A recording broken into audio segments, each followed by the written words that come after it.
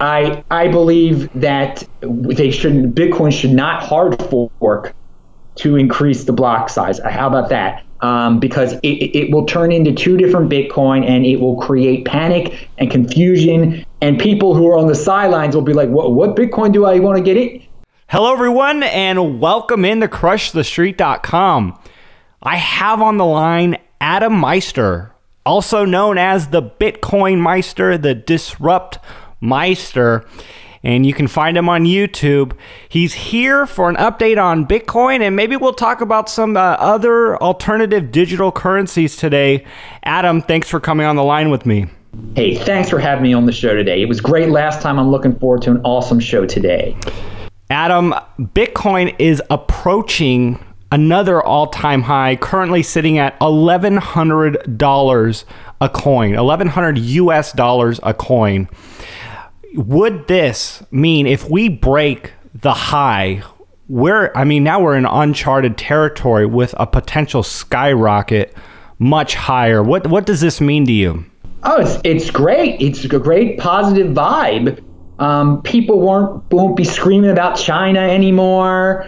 It'll get back into the mainstream media. More people will learn about it that don't know about it. So I think it's great. I think it's really possible now that it will hit an all-time high soon enough. I mean, it just hit 1,100 today, so that's great. Hey, and if it doesn't, then it doesn't.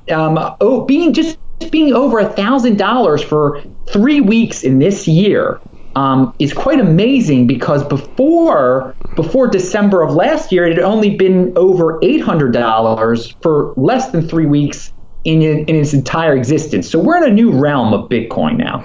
Sure. And something that also should be noted is that the dollar index is up today simultaneously with Bitcoin. So this tells me Bitcoin is truly getting more valuable and not just retaining purchasing power against the dollar, like so many people buy gold because it falls in relation to the dollar or goes up in relation to the dollar, depending on what the dollar does. But Bitcoin is actually up in the same day as the dollar getting stronger, which is a testament to what it's doing. Oh yeah, I think it's an independent of all of those things. It's a completely new asset class that doesn't, gold going up, does that mean Bitcoin goes up? Who knows? It does its own thing, and it doesn't have to worry about the dollar and the stock market and gold. All these other things you use as hedges, or one balances out the other. This thing is on its own. It's uncharted territory, and it's just amazing technology, and we're just learning what this really is. It's very powerful stuff. Adam, the GBTC stock price is actually finally under the Bitcoin spot. And it used to be the opposite. And some are saying that this is signaling the Winklevoss Bitcoin ETF will be passed coming up here. And do you see this ETF passing come March 11th when the SEC is supposed to make their decision?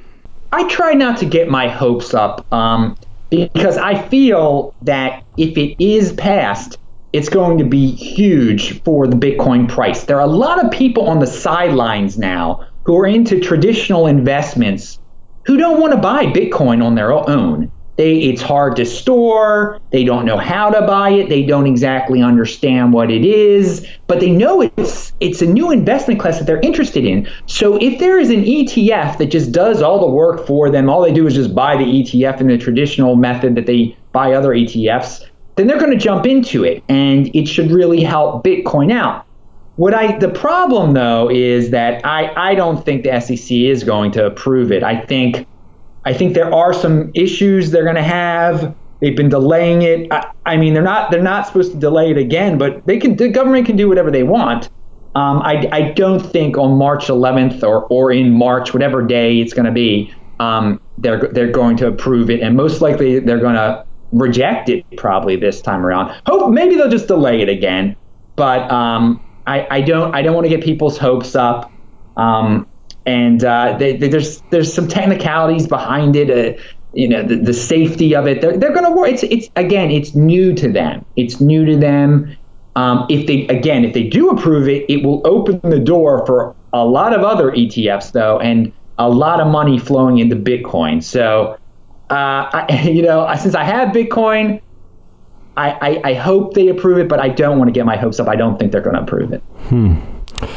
Adam, does Bitcoin need a bigger block size, or will it grow irrelevant of new developments in this aspect of the software? I believe that Bitcoin should not hard fork to increase the block size. How about that?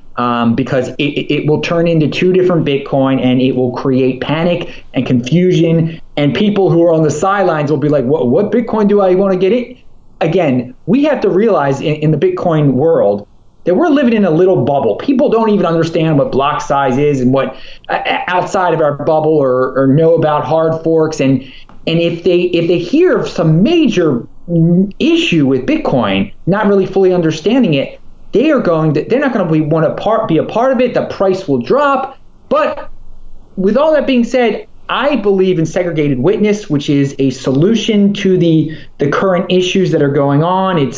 They call it SegWit. It's been tested. It does not involve a hard fork, and it involves the miners all running a certain software, but making a change. So it's hard to implement this segregated witness thing. It's going to take 95% of the miners out there to approve it. So it could take a while, and there's a very vocal group of people who want to just have a hard fork to increase the block size. So it's going to be a battle, but there's an altcoin called Litecoin out there, and an altcoin is just another cryptocurrency, and Litecoin they're trying to implement SegWit with them, and if it gets implemented there, I believe that and it's successful, people will be more likely, there'll be more pressure on people in Bitcoin to say, you know what, let's do this. At the same time, if nothing ever changes with the block size and the segregated witness, if Bitcoin just stays the same, I think, people using it to buy coffee is probably not going to be very common, because the transaction costs, the miners' fees will go up. Right now, they're around like 16 cents. When you send Bitcoin to another person, no matter how large the amount of Bitcoin you send, it's around 16 cents, 20 cents. I don't even pay attention, 10 cents.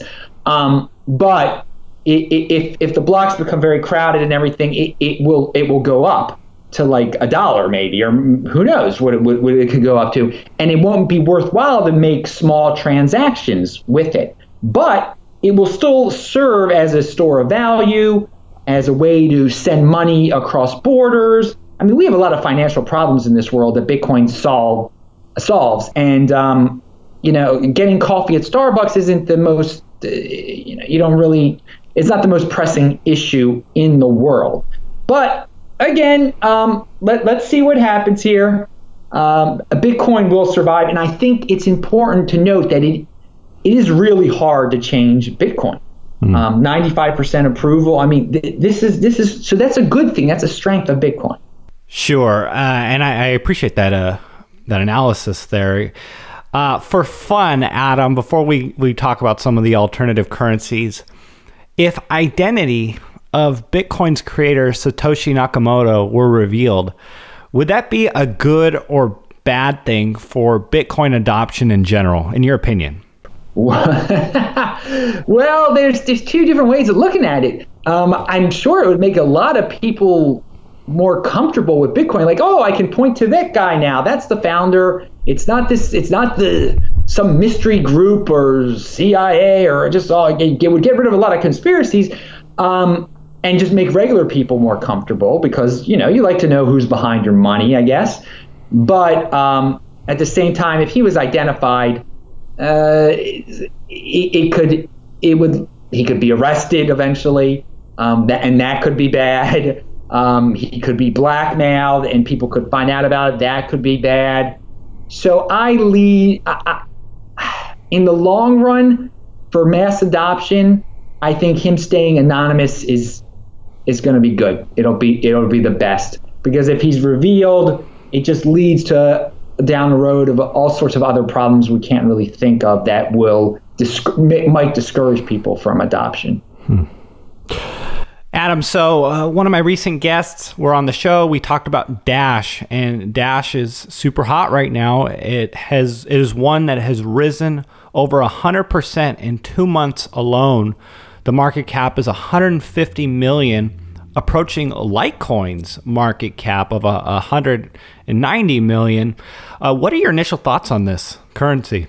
I think it's important for me to say that I tell people just buy and hold Bitcoin. Buy and hold Bitcoin. These other altcoins, they come and they go.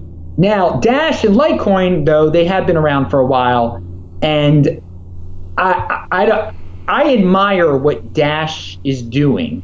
They're very savvy marketers. They're reaching out to the mainstream, to people who are not comfortable with cryptocurrency. And I think in the cryptocurrency space, there is not enough reach out or marketing to people who have not adopted cryptocurrency, to the regular world. So few people know about cryptocurrency.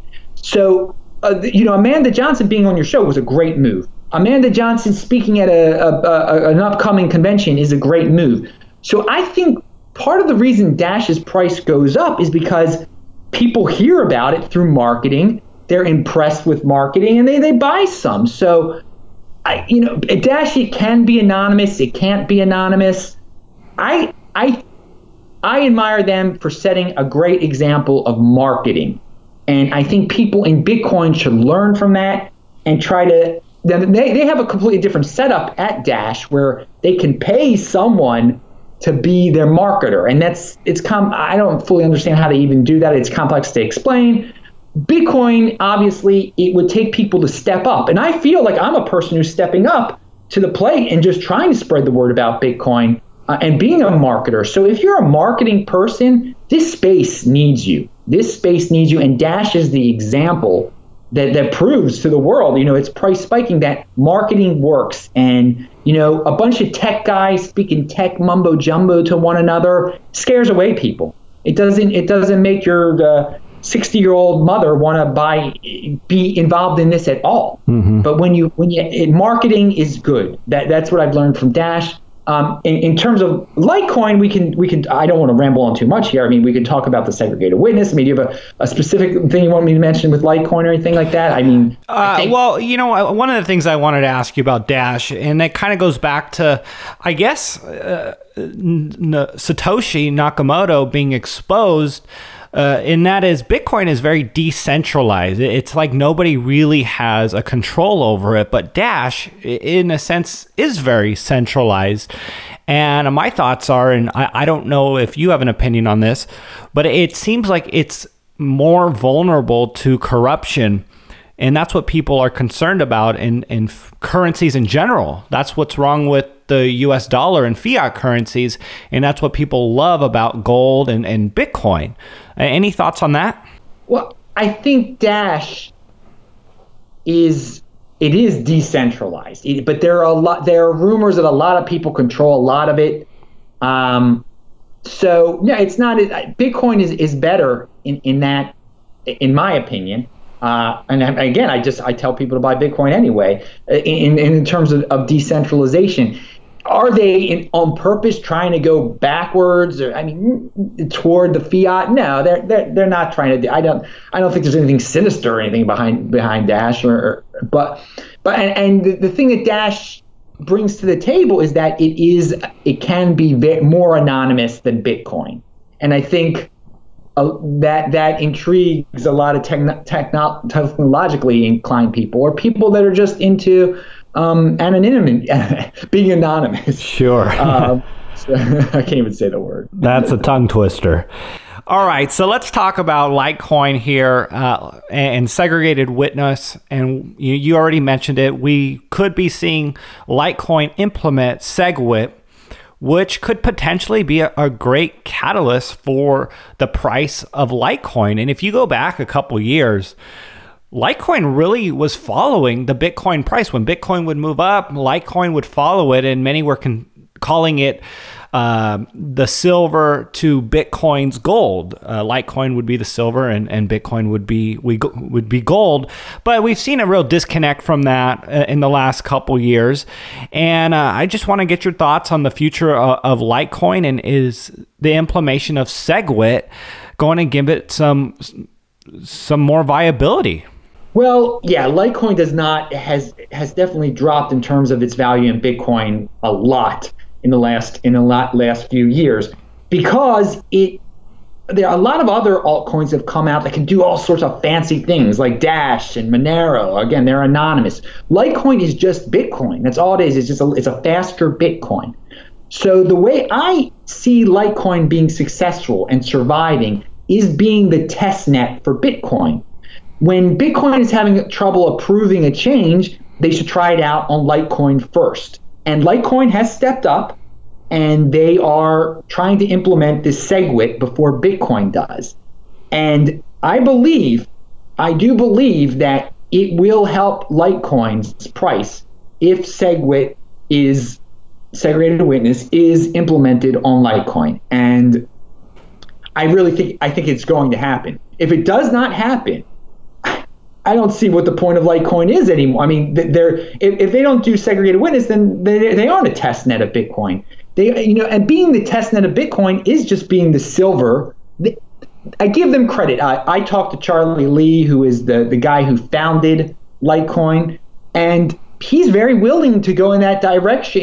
Push Litecoin in that direction as a test net for Bitcoin, as a place to test out new things on Bitcoin. And so it makes it a legitimate backup to Bitcoin, just in case something, God forbid, went horribly wrong with Bitcoin. You could start to use Litecoin instead. It would be a very easy transition, because it is just Bitcoin. But it has to have that appeal first. It has to establish itself as what does you can't just say it's the silver to Bitcoin's gold anymore. It has to present an example of why it's worthy of that. And if it does segregated witness, then I think that's a great example. Also with Litecoin, people have heard of it. I spoke to actually Doug Casey, and that was the only other coin he had heard of. He's like, I'm not sure why I've heard of it, but I've heard of this one called Litecoin. So they still do have an advantage in terms of name recognition, I think. They're traded on Chinese exchanges, so they could have that puts them at an advantage also in terms of adoption and real usage, because none of these altcoins are actually used for anything now. They're just traded. Even Litecoin, really. Bitcoin's the only cryptocurrency that's used for something, for a store of value, for buying stuff. But Litecoin has the ability to kind of bring it to the next level. Now, I'm not predicting some gigantic spike or anything like that. Don't get me wrong, and I'm not saying throw all your Bitcoin into Litecoin, but I'm answering your question. There's a huge potential upside, a large potential upside, and I think that their community needs to market themselves better. And I give Charlie Lee a lot of credit for starting to do these interviews and just getting out there, because they have a bunch of technological people in their community. Again, they need marketing people. Hey, if you're someone who's interested in cryptocurrency, get involved in Litecoin and say, hey, learn about it and say, hey, Litecoin Reddit, I'm going out there and I'm spreading the word about Litecoin. And I think you'll actually help Litecoin. Sure. Adam, so having said that, what is your favorite alternative currency if you were to pick one? Oh my God, my favorite one. Again, Bitcoin by far is what I believe in. Now, the ones that I like, Ethereum Classic, because Ethereum was being hyped up for so long, and then it had a hard fork where it split. And we learned a lesson that that can be devastating, because the Ethereum was around $20 when this happened, and it was everyone could feel the momentum of how fast Ethereum was going. And then they had this hard fork, and it formed another coin, and who knows what the price of Ethereum could be right now. But the hard fork was formed on ideological grounds. Ethereum Classic was formed on ideological grounds. The hard fork happened because of an incident. The people at Ethereum were trying to correct something and I guess they corrected it, but it led to another coin being born. Anyway, the birth of Ethereum Classic is based on ideology. There's a lot of ideological people behind it. There's not one person you can point to who created it. It involves, it's kind of like the Ethereum for Bitcoin people. That's what it is. They stand for a lot of the things that Bitcoin people stood for originally. So I guess if I had to pick one on ideological grounds, it would be Ethereum Classic. It really does seem like some of these alternative currencies are tests for Bitcoin, in that, just like you said with Ethereum there, we learned something from that. And maybe that is the purpose, and I'm just kind of getting that revelation now of a lot of these alternative digital currencies. Oh, yeah. I think, a lot of people, Tone Vays, who's big in the Bitcoin space, he says all of them are just test nets for Bitcoin. All of them are just test nets for Bitcoin, because in the end of the day, Bitcoin could implement something on top of their blockchain that had the Monero anonymous aspects to it, let's say, or Bitcoin could adopt something that has the technological aspects of Ethereum or Ethereum Classic. So yeah, they're all. I think people are going to look back. I think by the year 2020, there are not going to be that many big altcoins left, and by like the year 2030, there'll be very specialized, maybe a few specialized ones left, and people are just going to look back at this era, like the .com era, in terms of these altcoins. Like, oh my God, some of them were such jokes. How did we? What was up with the Pets.com altcoin? We look back at the .com era now, we laugh at some of these companies that were around then, and I think in the long run, people are just going to laugh at some of the craziness we hear. The next, in the altcoin space, it's just like, what's the next hottest one? What's the next hottest one? And there's little backing them up. It's just a bunch of people flipping them back and forth. But of the top tier ones, again, Bitcoin can learn from them, definitely, and they can serve as test nets, because some people are doing creative new things with their altcoins, and they are innovative, and Bitcoin will be able to adopt the innovations that are worthy of adoption. All great points. All I can say is, if Bitcoin really does go to $500,000 or $1 million, that alone would be reason for viable alternative currencies to rise up and be more than just tradable, speculative digital currencies. And that's just what happens in the free market, is something rises up and alternatives come and compete with it. And that I have to acknowledge that, and that Bitcoin isn't just going to be the top dog without any real competition forever. Oh, that's the great thing about the free market and cryptocurrency, that it is a true free market. I think it's glorious that anyone can create their own altcoin.